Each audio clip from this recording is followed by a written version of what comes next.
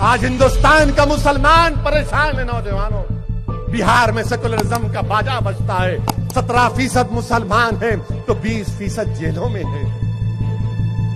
مہاراشٹر میں 11% ہیں تو 27% جیلوں میں. مغربی بنگال میں 27% ہماری آبادی اور 48% مسلمان جیلوں میں. تم کیوں نہیں وکیل بنتے؟ تم کیوں نہیں جج بنتے؟ تم کیوں نہیں مجسٹریٹ بنتے؟ تم کیوں نہیں IPS آفیسر بنتے تاکہ ہمارے بچوں پر کوئی ظلم نہ کر سکے؟ CSDS کی ایک اسٹڈی میں پایا گیا کہ ہندوستان میں 2 میں سے 1 پولیس کرمی یہ مانتا ہے کہ مسلمان قدرتی طور پر اوروں سے زیادہ جرائم کرتے ہیں اور 35% مانتے ہیں کہ گو ہتیا کے آروپیوں کو ہجومی تشدد یعنی لنچنگ سے مار دینا جائز ہے.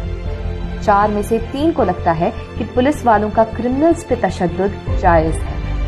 5 میں سے 4 پولیس کرمی یہ مانتے ہیں کہ مجرموں کا جرم قبول پانے کے لیے تشدد کا استعمال کرنا جائز ہے. آپ کو جان کر کوئی حیرانی نہیں ہوگی کہ جیلوں میں معصوم مسلمان قیدیوں کا تناسب ملک کی کل آبادی میں ان کے حصے سے زیادہ ہے. 2018 میں CSDS نے اپنی ایک رپورٹ میں یہ جاننے کی کوشش کی کہ الگ الگ بھارتیوں کا پولیس کی طرف کیا رویہ ہے. اس رپورٹ سے پتا چلا کہ اونچی جاتی کے ہندوؤں کے مقابلے زیادہ تر OBC، دلت، آدیواسی اور مسلمان طبقے کے لوگوں نے پولیس سے اپنے ڈر کا اظہار کیا. اس ملک کے جیلوں میں موجود قیدیوں کی آدھی سے زیادہ تعداد مسلمان، دلت اور آدیواسیوں کی ہے، جبکہ یہ طبقات کل آبادی کے صرف 39% ہے. ہندوستان کی جیلوں میں مسلمان انڈر ٹرائلز کی آبادی قریب 19% ہے.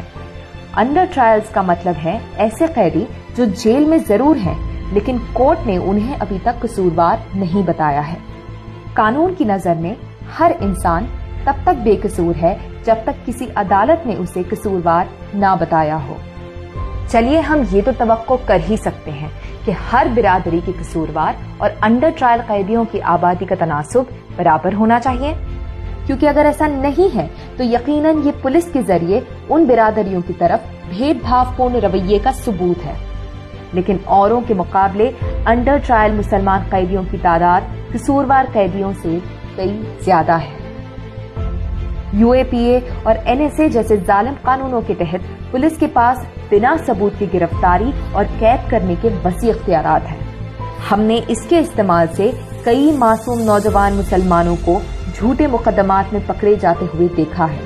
لیکن یہ یہیں ختم نہیں ہوتا. اصلیت میں مسلمانوں کو پولیس اور کرمنل جسٹس سسٹم کے آگے مستقل ذلیل کیا جاتا ہے. دہشت گردی کے جھوٹے الزام میں گرفتار کیے گئے معصوم مسلمانوں کو کئی سالوں تک جیل میں قید رکھا جاتا ہے. پچھلے سال ہی مارچ میں 11 ایسے مسلمان 25 سال جیل میں گزارنے کے بعد بے قصور پائے گئے. ایسے لوگ بے قصور ثابت ہونے پر زیادہ سے زیادہ رہا کر دیے جاتے ہیں، لیکن غلط مقدمات میں پکڑنے، قید کرنے اور ان کی زندگی برباد کرنے کی کسی کو سزا نہیں ہوتی. اور اسی طرح مسلمانوں کو سماجی اور معاشی طور پر پچھڑا اور خوف زدہ رکھا جاتا ہے. پولیس نے سالوں سال اپنی قانونی طاقت کا غلط استعمال کر کے نوجوان مسلمان لڑکوں کی زندگیاں برباد کی ہیں. ان کے انکاؤنٹر کر کے سرکاری انعامات و میڈل حاصل کیے ہیں، لیکن اپنی طاقت کے ایسے ناجائز استعمال کے لیے ہر قسم کی جواب دہی سے بچے رہے. پولیس افسرات کی ان معاملات میں جواب دہی ہونے اور بے قصور مسلمانوں کے ساتھ انصاف ہونے کے لیے یہ ضروری ہے کہ مسلمانوں کی ایک آزاد سیاسی آواز ہو.